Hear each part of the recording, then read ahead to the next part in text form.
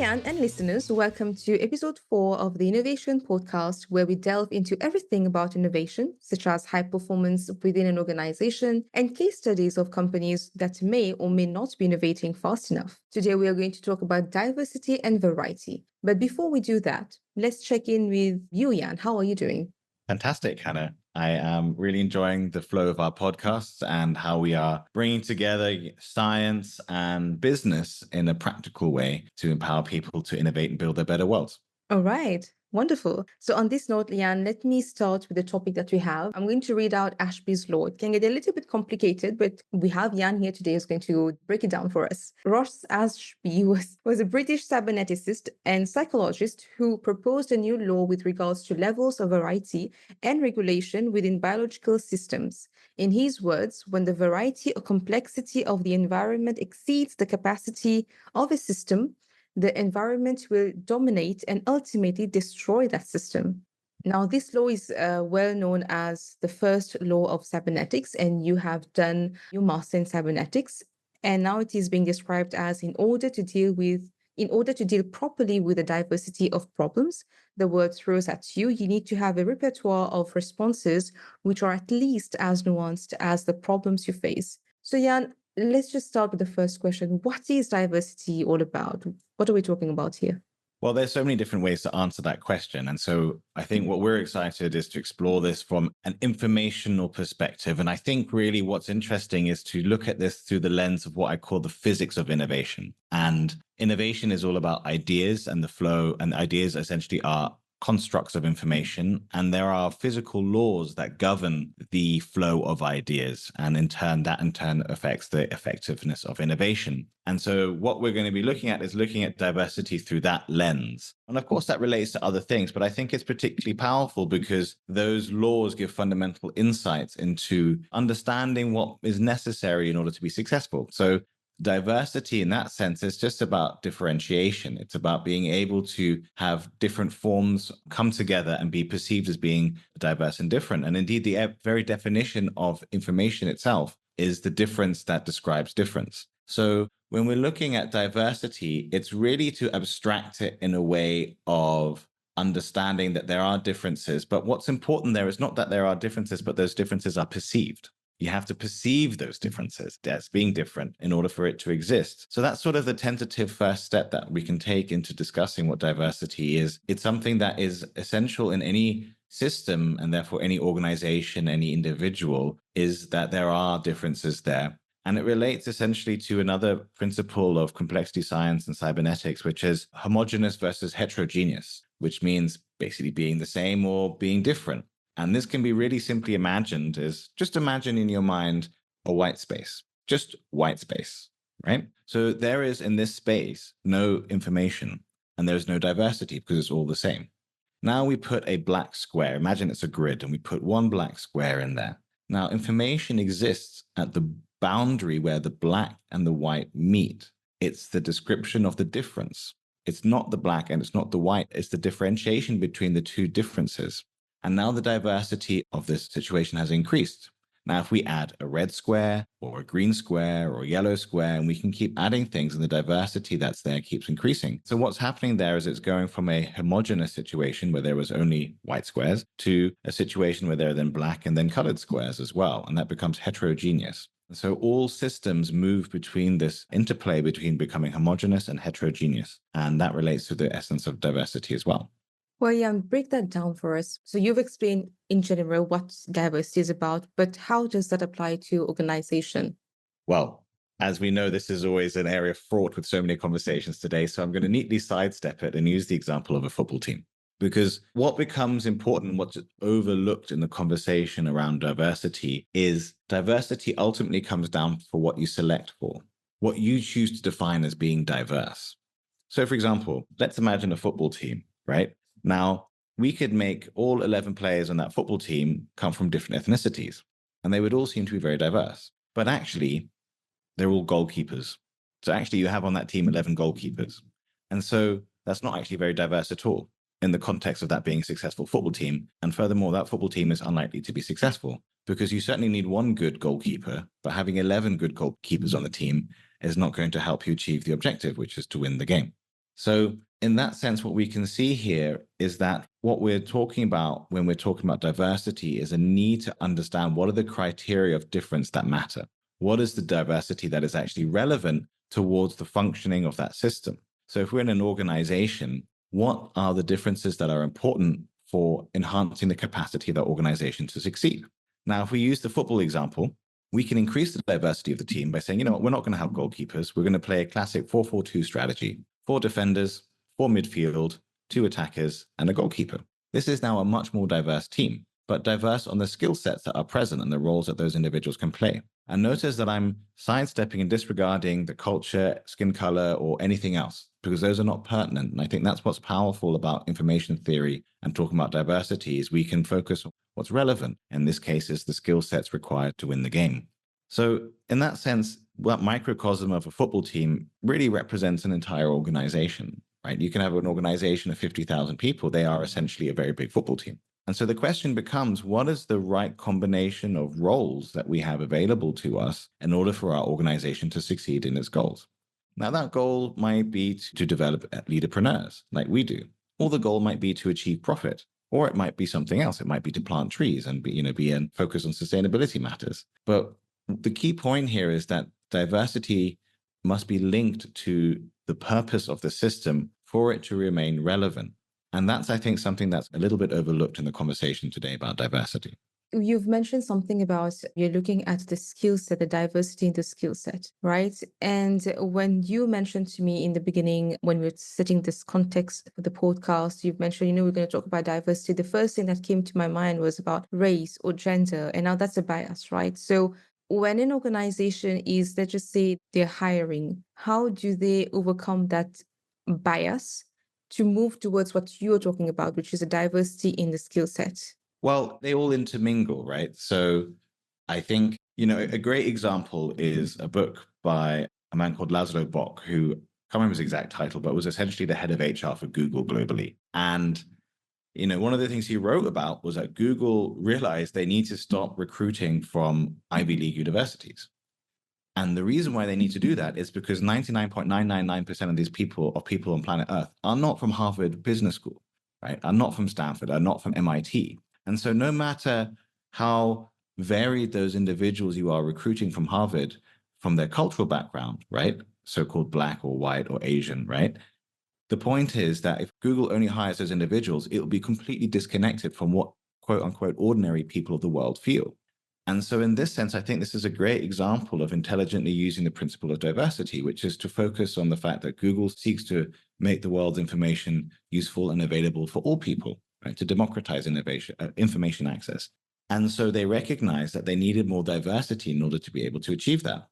Now, of course, there are elements there of saying if we only have people from a particular part of society, there may be questions around diversity. But there's also a question of, for example, let's take an easy example, right? Is somebody who is from a white background and who went to Oxford, and let's take someone who's from a Black background, similar socioeconomic background, and also went to Oxford, are they actually diverse? Are they as diverse as, let's say, someone who is from a white background, but from a very low income environment who has not been to Oxford University? Because I would argue that there's merit in considering that the Black and white person in this example are actually fairly homogenous, fairly similar, and there might be more diversity be found in comparing the two white people because they have too much greater difference there. So I think it's important to be able to have a state of consciousness where we're not hijacked by our emotionality, but are instead able to pay attention to selecting the criteria that matter for diversity. So coming back to the example of Laszlo Bock, he was able to recognize, and him and his team, that selecting diversity within a microcosm of the world's most elite education institutions is not going to be effective for Google to be successful. Of course, they should still recruit from those organizations, right? I'm not saying that they would keep doing that, but not to only recruit from them and to recognize there's wonderfully talented people from all aspects of planet Earth that would greatly benefit Google to hire those people. That's a great example there, Jan. Well, I don't have a follow-up question on that, but I do have a new question on diversity and variety, because when we are looking at the law of variety, anyway, when we're looking at variety, what we're saying is you need to have enough amount of variety in an organization so that you can deal with different outcomes. in a nutshell, right? So explain to us more, how does diversity lead to variety? Great question. So, diversity is a description of differences, right? It's a recognition of differences. So I was just reading earlier about Nissan, who are trying to get into the swing of things about getting back on board with the EV revolution and making sure that their company is on track, because they haven't been doing so well in the last few years. They're down by a couple of million cars, and they don't basically have any effective EVs despite having the Nissan Leaf, which was an early pioneer. But today there are no credible Nissan EVs out there. So if we look at that organization, it is undoubtedly incredibly diverse. There's going to be lots of diverse people there. But do they know how to make electric vehicles? And I think the short answer to that is a little bit, but certainly not in comparison to Tesla or BYD, right? So the difference between diversity and variety is relevance. You can have lots of diversity in that creative potential, but is it relevant to the specific task you have in hand? So if the task is to build world-class EVs that can compete and ideally beat Tesla and BYD, they don't have what would be called requisite variety. Right now, Nissan does not have that capability within the organization, because if they did, they would be manifesting it, right? I'm not talking about potential, I'm talking about actual capability. And so variety is really the ability to generate the winning formula for the goal in hand. We could make this simpler by going back to our example of the football team. So let's imagine we have a football team and they're really diverse as you want to make them. It doesn't matter, right? We can have them from all different cultures. We could have them all different ages. We can have them all different genders, right? Lots, very diverse. But the question is, are they going to win the local tournament? And so this is where now variety comes into play, because variety is the understanding is no matter how diverse your team, there are only specific combinations of diversity in that team that could result in that team winning the football tournament. And so this is where consciousness plays its role. Consciousness is about selecting relevant diversity, specifically diversity combinations, into what we call variety. And the key point there is that there is a point to select for. If you just want to have a laugh and bring your mates together, of course, get everyone in, have fun. It's not even about diversity. You're just bringing friends and having fun, right? But if you want to win the tournament and you have a specific goal, you must focus on variety, which is to select the right combination of diversity in order to be able to achieve the goal. And requisite variety basically is the threshold of, are you in that space or not? Because if you make the wrong decisions from the beginning, you are never going to win the tournament. If you put 11 goalkeepers in your team, you will guaranteed fail the tournament and you will not succeed. And because life is not a Disney movie, and the other teams are going to have strikers and midfielders and defenders, and they're going to kick your butt, right? So, and it doesn't matter if they're all the different colors of the rainbow. It doesn't matter. They're still going to lose. They're going to lose. And so there has to be this sort of sobriety in coming to the conversation and saying, what's the requisite variety concept? And that's why this principle is so utterly simple, but so profoundly powerful. I think it's probably the most powerful thing I've ever learned. It's called the first, the cool name for it is the first law of cybernetics. And it's this sort of, it is a law, essentially a law of physics. It's like E equals MC squared, or the first law of thermodynamics, or anything like that. And that's how powerful it is. And so that's why we can start to see if organizations cannot generate requisite variety, they're going to fail. If Nissan cannot generate requisite variety to build competitive EVs in the next 5 years, it will fail. The end. And so that's really what the first law of cybernetics is about. And just to kind of, jump up onto a tier here, but what becomes fascinating then, it's about consciousness organizing diversity to achieve requisite variety, and the intelligence with which it can do that. The intelligence to say which players in my team do I need to combine in which particular combinations in order to achieve the outcome I want of winning the tournament. Or which combinations of diversity do we need in Nissan to be able to win the EV battle that lies ahead of us? Because there are right combinations and there are incorrect combinations. And usually the majority of combinations are incorrect. Most combinations of the football team will fail. Most combinations of Nissan going forward will fail, right? So it's not like there's a 50-50 chance. As the system becomes more complex, the odds of failure are much higher. And so that's why correctly selecting variety is such a critical concept, and being able to be clear-sighted about what is the variety that is needed to succeed is what the foundational principle of the first law of cybernetics focuses us on. Well, I have to say, and a lot of this is making sense about what we do at Leadapreneur, especially around gathering a group of leaderpreneurs and then setting them on a journey to do innovation project, and then tagging the expertise, the skills that they have to a project. So that can, the way I'm seeing it is those skills, those So for example, one person doing a project about blockchain, and then, you have a few others doing blockchain. So is that correct in assuming that that's what the variety is? When you want to go and do a blockchain project in an organization, you're going to look at those people who've done well in blockchain projects, and you're going to use their help to go and, build a successful blockchain project. Yes, that would be probably a good thing to select for in terms of thinking about what we need to bring together. And so, when we talk about this idea of variety destroys variety, you want to, it seems like it's very simple, but it's very elusive. But the basic idea is this. Let's take that example. You want to create a blockchain project. Cool. So that means you need to overcome a set of problems, right? How to build the project, how to get funding, how to design it, so many problems, right? And that problem space essentially represents a variety of, let's call it complexity 100, which is for whatever reason, right? It has a complexity of 100. Now, if you are just a traditional manager, I'm just going to be very rationally logic here to make it simple, right? I'm not trying to pick out people, but let's just take the theoretical example of a manager. The manager, by virtue of them being a manager, only has management skills. And so it's unlikely that they will have the requisite variety required to tackle this blockchain project. Why? Because blockchain is inherently a new and cutting edge technology. It's inherently uncertain. So if we compare a manager, it's unlikely that that individual can generate requisite variety to overcome the problems they face.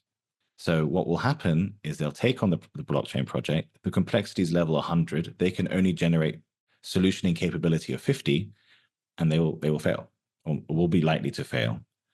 Whereas the point of a leaderpreneur is that they have a much higher variety. A leaderpreneur, by definition, has leadership, management, entrepreneurship, communication, and collaboration skills. So this leaderpreneur can generate 5x more variety compared to the manager's just one skill, right? The manager has one skill, the leaderpreneur has 5 skills. And so that means that the leaderpreneur, in principle, could generate maybe level 250 of solutioning capability. And so they're much more likely to succeed. And so this is really what the essential principle of why I founded Leadapreneur was: the discovery of the first law of cybernetics and the realization we need individuals who can have a much higher capacity to generate requisite variety given the complex environments that we're facing today.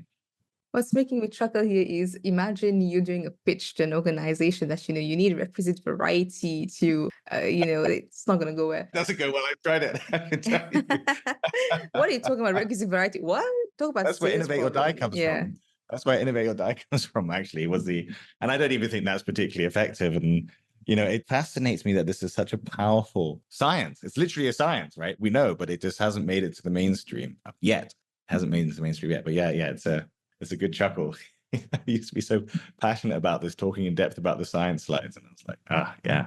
Well, on this note, Jan, let's talk a little bit about Leadapreneur. Do you think you have the diversity in your organization that can tackle requisite variety? Am I saying it correctly? Yeah, you're on the right lines. So I think, one of the most amazing things about Leadapreneur is that I think we couldn't be more diverse if we wanted to be. We are a postcard of diversity. If we took a picture of the whole team together and all our different backgrounds, we are really #diversity. And I think that's wonderful, but it has come about only by focusing on trying to find people who care. So we didn't select for diversity. We selected for people who care and believe in being leaderpreneurs. So what I think, an interesting way to think about the difference here is diversity basically represents your creative potential. Variety is what you can manifest right now, like literally right now, in order to achieve a specific problem, right? So right now we have within our team a capacity to generate UI mockups.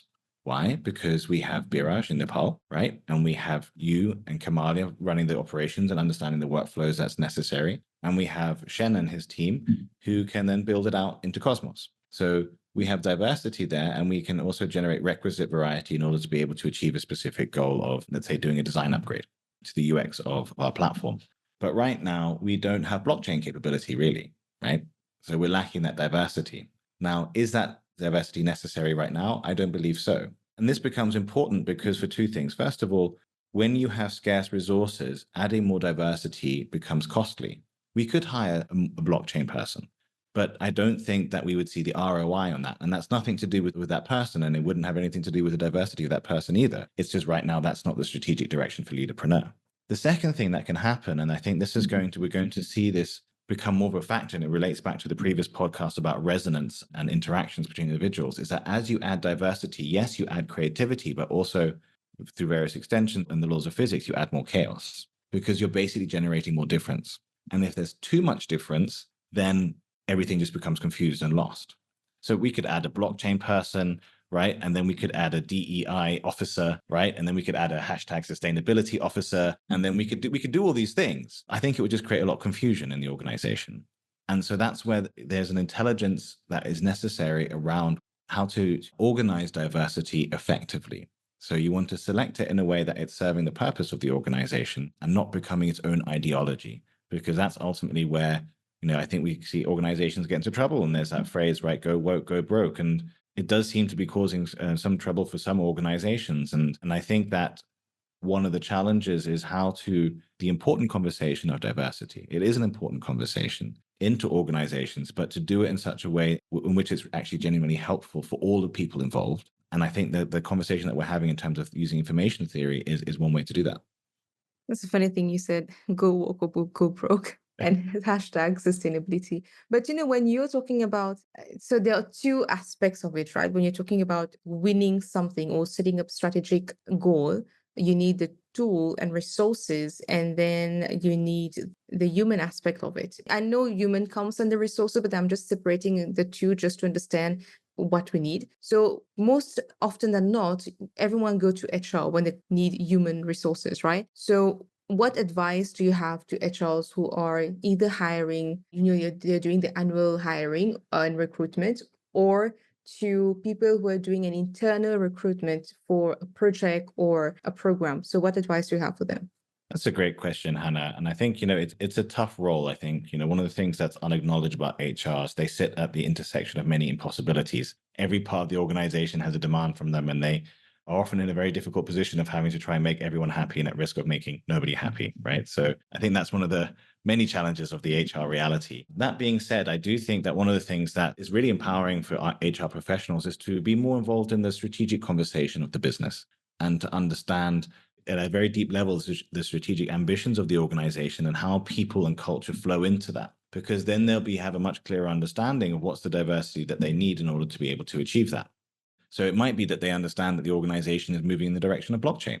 So that would indicate that they should be looking for blockchain professionals, right? It might be that they're looking to kind of expand their thinking. They recognize that they're a bit too homogenous and could benefit from having some so-called diversity hires, but that could actually genuinely be useful. It might be useful to have people from different backgrounds coming to bring different perspectives, but to be open to understanding what that might be. Recruiting people who've been to elite institutions in India, China, Africa, and America is not as diverse as you might think it is, just because people happen to have a different skin color, right? And it might not actually serve your organizational goals and backfire in the medium to long term, because those weren't necessarily the right people for the organization. So instead, I think it's about being clear-sighted about understanding what are the diversity criteria that are actually relevant to ensuring the strategic success of the organization. That's the right way to do it. And then I think also being able to understand that difference between variety and diversity, right? Because that's also an important nuance there. Just because you have a very diverse team,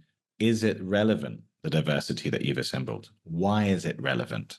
Right. So it might be, for example, you put together a great team to win the football game, but whoops, it turns out you hired a football player, a water polo player, a gymnast, and a volleyball player, right? And a rugby player, all of which are great, but that's the wrong diversity, right? And it's the wrong variety, sorry. And so I think just having that awareness of that difference between diversity and variety, right? Diversity being the creative potential, but variety being the mix that you need to make it work is an important difference as well. Much earlier, you've talked about Nissan not having the right variety to go and, tackle EVs maybe. So don't you think that the people heading those projects, be it an EV project or an AI project within a company, won't they be sort of trying their best to get that variety, but then not succeeding in the end?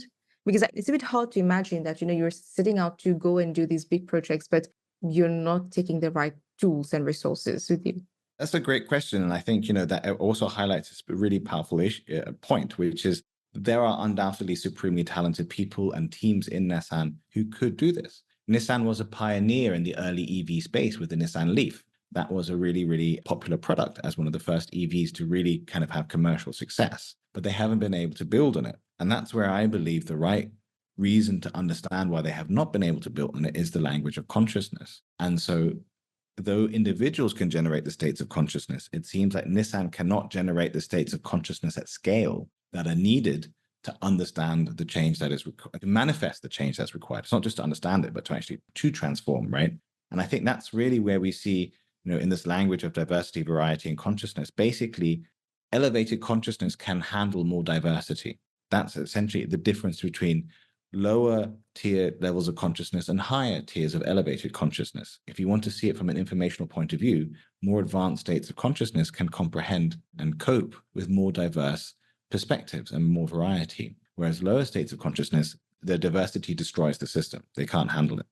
And so what Nissan will need to do is generate states of consciousness that can facilitate the transition from one paradigm, the internal combustion engine paradigm, to the electric vehicle paradigm, which is a completely different paradigm. They're not the same thing at all, right? They're not the same thing at all. And that's a very important understanding that needs to be in place there. So I think that that's really where the challenge lies in organizations, and what's going to make that particularly hard, especially for a Japanese organization, despite their partnership with Stellantis, is that Japan has been so fabulously successful at the Industry 3.0 model. We all know about Kaizen and sort of the lean manufacturing techniques that have made Japanese manufacturing so successful. But unfortunately, those create somewhat limited states of consciousness. And for Nissan to advance in its way going forward, it must unlearn those techniques and develop new techniques. And so are its senior leaders in particular able to generate and sustain these new advanced states of consciousness with a completely different way of thinking? Because they have to unlearn decades of what they once knew. Right? And this is what's really tricky. If you've been using one diversity variety formula for decades and it worked, and suddenly it doesn't work anymore, it's very tricky to suddenly shift into the new one.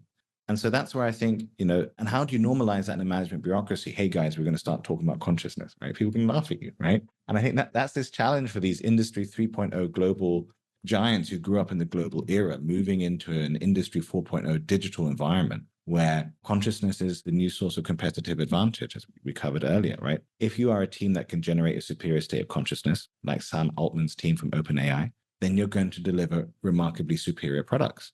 Elon Musk's team at SpaceX or the BYD team, right, coming out of China, right? It's not that they have more money. It's not that they have a particularly special technology. They do have some advantages. They are able to manifest superior states of consciousness and therefore organize diversity and variety more effectively. And that is why they are winning. And unless that changes, they're going to keep winning. Something that you've mentioned about money that made me realize a point from the Good to Great companies. They did a research to find out why certain CEOs succeed compared to others. And they thought probably money was one of the key factors. Someone is earning more, therefore they're going to do more. But actually, those who succeed more can take good companies to great companies, actually earn much lesser than great companies. So just to add to that money part there. Well, it's been a great conversation, Jan. Any last thoughts from you that you want the listeners to take away with? Have the courage to embrace the importance of the diversity conversation, but be clear-sighted and grounded in what you're actually talking about and what matters. Avoid emotional hijacking and ideologies and the need to be right about something, and focus on where the true power lies, which is assembling requisite variety to achieve your goals. That's, I think, the promise of our new age, is to see the difference that matters and to embrace the diversity that is effective and useful, and use that to go and be successful in building your dreams in Industry 4.0.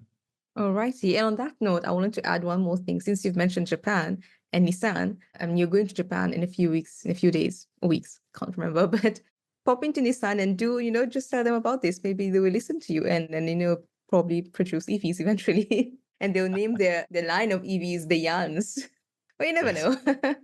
No doubt they'll pull me aside at the airport. Sir, can you step this way? We heard about this podcast, and no, I'm saying you could just go to the HQ and tell them. But no, I'm just joking. Well, Jan, once again, it's been a pleasure talking to you, and I hope we learn a lot. We keep learning from this podcast. And next week we're gonna come up with an exciting topic. I think we're gonna be looking at some stock. I think, right? But anyway, we'll keep that for next week. Have a great week ahead, and see you again.